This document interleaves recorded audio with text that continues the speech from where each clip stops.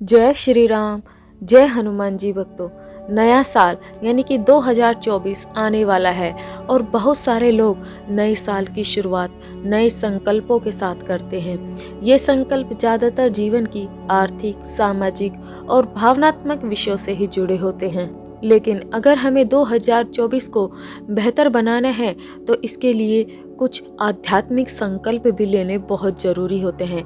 हमें सदा उन शुभ व श्रेष्ठ संकल्पों को साथ रखना जरूरी है। अगर अशुभ, निकृष्ट व दुखदायी सोच, वृत्ति, दृष्टि, बोल या कर्म, व्यवहार से हमने कलयुगी वातावरण बनाया है तो हम अपनी शुभ, श्रेष्ठ व सुखदायी संकल्प, भावना, दृष्टिकोण और आचरण से संसार को सतयुगी बनाने में भी योगदान दे सकते हैं।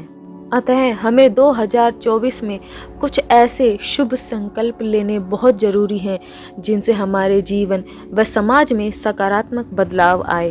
बीते 2-3 वर्षों में कोविड के कारण लोगों को कई परेशानियों का सामना करना पड़ा और इस कारण वो बहुत स्ट्रेस, एंजाइटी और डिप्रेशन के साए में रहे।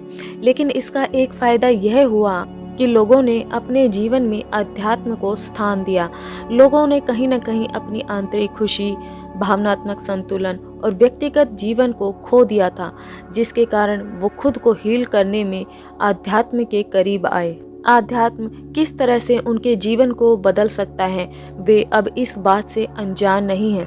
इसलिए यह आवश्यक है कि नए साल में वो अपने जीवन में आध्यात्म की भागीदारी को बढ़ाएं। आध्यात्म लोगों को स्थायित्व प्रदान करता है, उन्हें जागरूक रखता है, ऊर्जावान रखता है और आंतरिक भावनाओं को समझने में मदद करता है।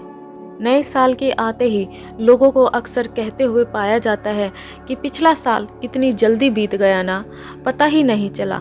वास्तव में समय की चाल न धीमी होती है और न ही तेज। स्थितियों तथा उनका सामना करने के हमारे भाव पर निर्भर करता है कि समय की चाल हमें धीमी मालूम होती है या तेज। हो सकता है हम बहुत व्यस्त रहे हों, लेकिन हमें स्वयं से यह प्रश्न करना होगा कि मैं इतना व्यस्त क्यों था? क्या मैं केवल भौतिक वस्तुओं की प्राप्ति में ही इतना व्यस्त रहा या फिर उस परमेश्वर का जिसने हमें सब कुछ दिया उसका भी धन्यवाद हमने कहा? क्योंकि आज जिस धन संपदा पर जो भी हमने कुछ अचीव किया है उस पर हम इतना इतराते हैं, हमें अपने आप से प्रश्न करना होगा कि क्या उस परमेश्वर की कृपा के बिना यह सब कुछ संभव हो पाता? तो आत्मनिरीक्षण करके अपनी आध्यात्मिक प्रगति के आकलन के लिए नव वर्ष में प्रवेश करने का बहुत ही अच्छा समय है।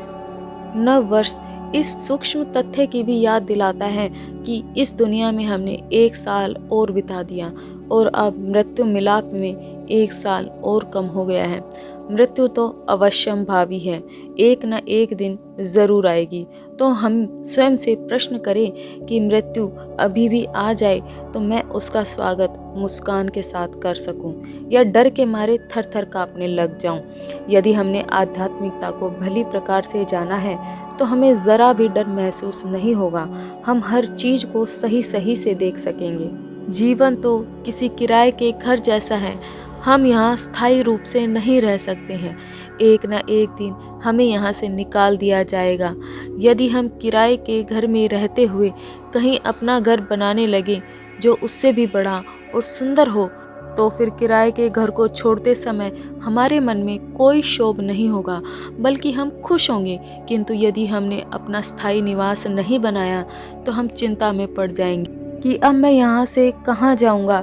ठीक उसी प्रकार हमें भी किराए के घर अर्थात इस देह को छोड़कर अपने सच्चे घर यानी कि परमात्मा के पास जाने के लिए तत्पर रहना चाहिए। इस जगत के साथ बनाई हुई हर आसक्ति हमारे मनोबल को थोड़ा सा कमज़ोर ज़रूर कर देती है। शुरू शुरू में भले ही हमें लगे कि नहीं, यह तो छोटा मोटा सा ही संबंध है और इससे हमें डरने की कोई ज़रूरत नहीं है, लेकिन जो जो यह राग बढ़ता है हम स्वयं को उसका दास बनता महसूस करते हैं और यह स्वामी बन बैठता है और हम धीरे धीरे भिखारी से बनकर रह जाते हैं। लेकिन परमात्मा से संबंध कुछ और ही तरह का होता है। परमात्मा में विश्वास होने से प्रेम व करुणा जैसे गुणों में वृद्धि होती है और हम मधुर वचन बोलने लगते हैं तथा सत्कर्म करने लग जाते हैं। परमात्मा या गुरु से अनुराग हो तो इस जगत की पराधीनता कम हो जाती है और हम स्वावलंबी बन जाते हैं। इसीलिए यह आवश्यक है कि हमें अपने जीवन में आध्यात्म की भागीदारी को बढ़ाना चाहिए। तो आने वाले नए साल यानी कि 2024 में हर व्यक्ति को आध्यात्म से जुड़े हुए ये संकल्प जरूर लेने चाहिए। किसी आध्यात्मिक तकनीक को अपनाएं और दैनिक जीवन में उसका अभ्यास करें। आध्यात्म में ऐसी कई तकनीक हैं जो डेली लाइफ में की जा सकती हैं, जिनसे आपको अनगिनत लाभ मिल सकते हैं। इसलिए नए साल में संकल्प लें कि आप आध्यात्म की किसी न किसी तकनीक को अपने जीवन में अवश्य जगह दें, फिर चाहे वो माइंडफुलनेस हो, ध्यान हो या योगा हो। आप नए साल में यह संकल्प लें कि आप हर रोज एटलीस्ट 20 मिनट तक मेडिटेशन या योगा ज़रूर करूँगा। अगर आप ऐसा करते हैं तो कुछ ही दिनों में आपको इसके फ़ायदे दिखने लग जाएंगे।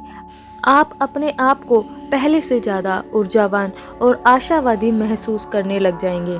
आजकल लोग न केवल कई मानसिक परेशानियों से जूझ रहे हैं, बल्कि उनकी भावनात्मक स्थिति भी आहत है। कई लोग अपनी पुरानी ट्रॉमा से ही जूझ रहे हैं और अपनी ज़िंदगी को रोके हुए हैं। इसलिए नए संकल्प में यह शामिल करें कि आप अपनी पुरानी बातों को जाने देंगे। आपकी नई ज़िंदगी में उनकी कोई जगह नहीं है। जिन्हें माफ़ करने की ज़रूरत है तो उन्हें माफ़ कर दें, अन्यथा अगर ट्रॉमा गहरा है तो हीलिंग टेक्निक का सहारा ले जो आध्यात्म से जुड़ा है, जैसे ध्यान, भगवान का नाम जप। ये सभी टेक्निक आपको आश्चर्यजनक रूप से लाभ प्रदान करेंगी। आप यह विश्वास कीजिए कि भगवान के नाम जप से बड़ी समस्या भी दूर हो जाती है। भगवान आपको इतनी शक्ति प्रदान कर देते हैं कि आपको सारी समस्याओं से जूझने की ताकत मिल जाती है, क्योंकि आपके जीवन में आई हुई परेशानियां आपके कर्मों का ही परिणाम है। लेकिन अगर आप भगवान का ध्यान और नाम जप करते हैं तो भगवान आपको उन सारी मुश्किलों से निकलने की शक्ति प्रदान करते हैं। मनुष्य कहीं न कहीं प्रकृति से दूर होकर शहर के शोर शराबे में गुम हो गया है। प्रकृति बहुत हद तक हीलर का काम करती है। इसलिए एक नया संकल्प यह भी ले कि आप इस साल 1 या 2 बार ऐसी जगहों पर घूमने ज़रूर जाएंगे जो इस भीड़ भाड़ वाली दुनिया से दूर और प्रकृति के करीब हों। ऐसी जगहों पर घूमना न केवल आपको मानसिक शांति और आंतरिक खुशी प्रदान करता है, बल्कि आपको पुनर्जीवित भी करता है। यह और भी अच्छा होगा कि आप ऐसी जगह पर घूमने जाएं जो प्रकृति के करीब होने के साथ साथ एक धार्मिक स्थल भी हो, ताकि आपको पॉजिटिव एनर्जी भी मिल सके और भगवान का आशीर्वाद भी मिल सके। आपकी बेहतरी के लिए आवश्यक है कि आप उन नकारात्मक भावनाओं को जाने दें जो आपको आगे बढ़ने से रोक रही हैं या लोगों से जुड़ने से रोक रही हैं।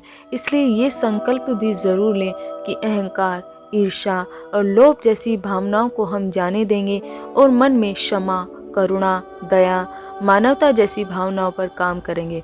जब हम अपने हृदय में क्षमा, करुणा, दया और मानवता जैसी भावनाओं को स्थान देते हैं तो हम अपने आप को ईश्वर के और भी करीब महसूस करने लगते हैं। फिर हम जीवन की प्रत्येक स्थिति को समभाव से देखते हैं, फिर चाहे वो अच्छी हो या बुरी हो, उसे हम भगवान की इच्छा मानकर उसे स्वीकार करते हैं। रामचरितमानस और गीता एक मार्गदर्शक है जिसकी आज की युवा पीढ़ी को बेहद ज़रूरत है। युवा पीढ़ी भटकी हुई है, हताश है और एक मोटिवेटर ढूंढ रही है। गीता, रामचरितमानस से अच्छा पथ प्रदर्शक उन्हें नहीं मिल सकता है। इसीलिए नए वर्ष यानी 2024 में आप ये संकल्प ज़रूर लें कि आप रामचरितमानस या गीता या फिर कोई भी आध्यात्मिक पुस्तक आप ज़रूर पढ़ेंगे। ये आध्यात्मिक पुस्तकें आपके लिए बहुत ही अच्छे मोटिवेटर और पथ प्रदर्शक का काम कर सकती है। तो आई होप आपको नव वर्ष के ये संकल्प पसंद आए होंगे। वीडियो अच्छी लगे तो वीडियो को लाइक ज़रूर करें। चैनल को आप सब्सक्राइब भी कर सकते हो और कमेंट करके प्लीज़ हमें ज़रूर बताएं कि आपको वीडियो कैसी लगी। नव वर्ष की आपको हार्दिक शुभकामनाएं। आप सभी का दिन शुभ और मंगलमय हो। जय श्री राम। जय हनुमान जी भक्तों।